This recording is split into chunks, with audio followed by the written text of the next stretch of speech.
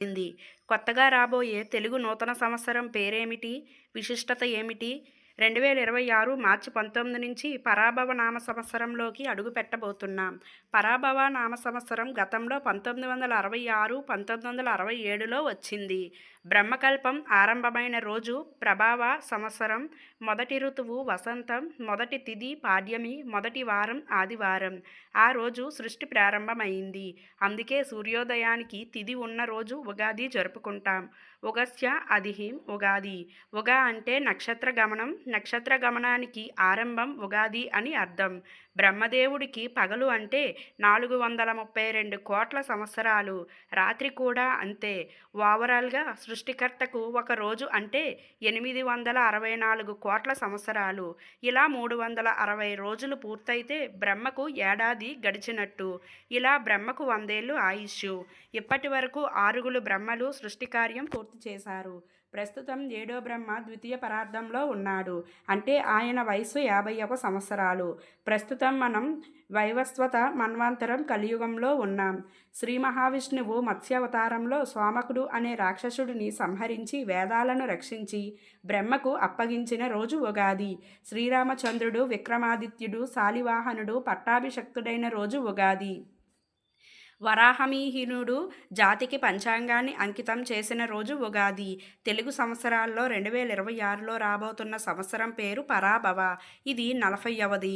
మొత్తం తెలుగు సంవత్సరాల పేర్లు ఇవే: ప్రభవ, విభవ, శుక్ల, ప్రమోదూత, ప్రజోత్పత్తి, అంగీరస, శ్రీముఖ, భవ, యువ, దాత, ఈశ్వర, బహుధాన్య, ప్రమాది, విక్రయ, వృక్ష, చిత్రభాను, స్వభాను, తారణ, పార్థివ, వ్యయ, సర్వజిత్, సర్వదారి, విరోధి, వికృతి, కర, నందన, విజయ, జయ, మన్మద, దుర్ముఖి, హేళంబి, విలంబి, వికారి, సార్వరి, ప్లవ, శుభకృత్, శోభకృత్, క్రోధి, విశ్వావాసు, పరాభవ, ప్లవంగ, కీలక, సౌమ్య, సాధారణ, విరోధికృత్, పరీదావి, ప్రమాదీచ, ఆనంద, రాక్షస, నల, పింగళ, కాలయుక్త, సిద్ధార్థి, రౌద్రి, దుర్మతి, దుందిబి, రుధిరోద్గరి, రక్షార్తి, క్రోధన,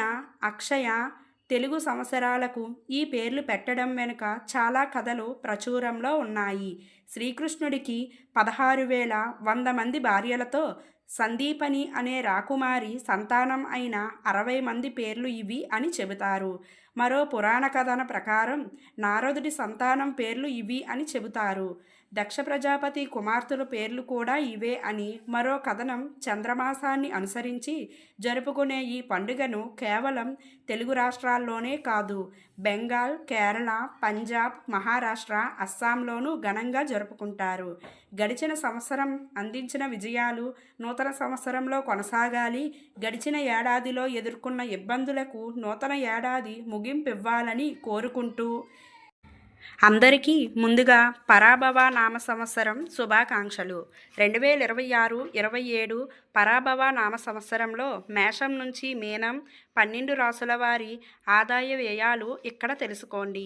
తెలుగు సంవత్సరాలు మొత్తం 60. ప్రస్తుతం విశ్వావాసు నామ సంవత్సరంలో ఉన్నాం. మార్చి 19 నుండి శ్రీ పరాభవ నామ సంవత్సరం మొదలవుతుంది. నూతన ఏడాదిలో మీ రాశి ప్రకారం ఆదాయం, వ్యయం, రాజపూజ్యం, అవమానం ఎలా ఉందో ఇక్కడ తెలుసుకోండి. మేషరాశి: అశ్విని, భరణి, కృత్తిక మొదటి పాదం.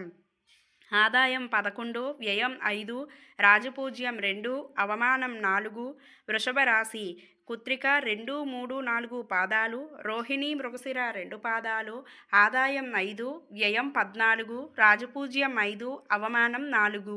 మిథున రాశి: మృగశిర 3, 4 పాదాలు, ఆరుద్ర, పునర్వసు 3 పాదాలు.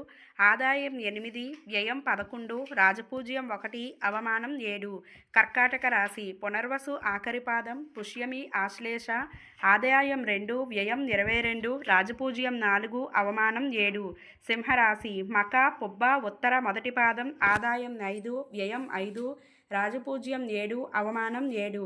కన్యా రాశి: ఉత్తర 2, 3, 4 పాదాలు, హస్త, చిత్త 2 పాదాలు.